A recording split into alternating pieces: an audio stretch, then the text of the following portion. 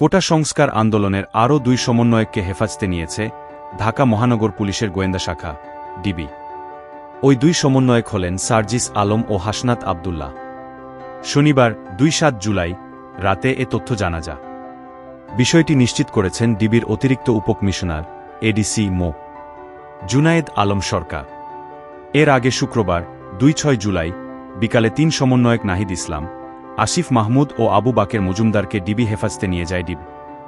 গোয়েন্দা পুলিশের প্রধান অতিরিক্ত কমিশনার হারুন অর রশিদ বিষয়টি নিশ্চিত করে তখন জানান, নিরাপত্তাজনিত কারণে 3 জনকে জিজ্ঞাসাবাদের জন্য ডিবি কার্যালয়ে আনা হয়েছে।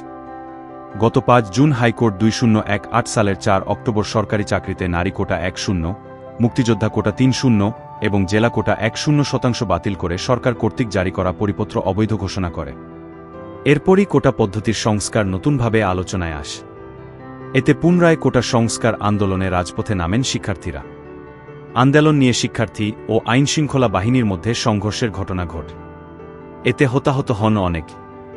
এর জেরে 2-1 জুলাই বাংলাদেশ সুপ্রিম কোর্ট হাইকোর্টের দেয়া রায় বাতিল করে ও সরকারি চাকরিতে মেধার ভিত্তিতে 3% নিযোগ দেয়ার নির্দেশ প্রদান করে।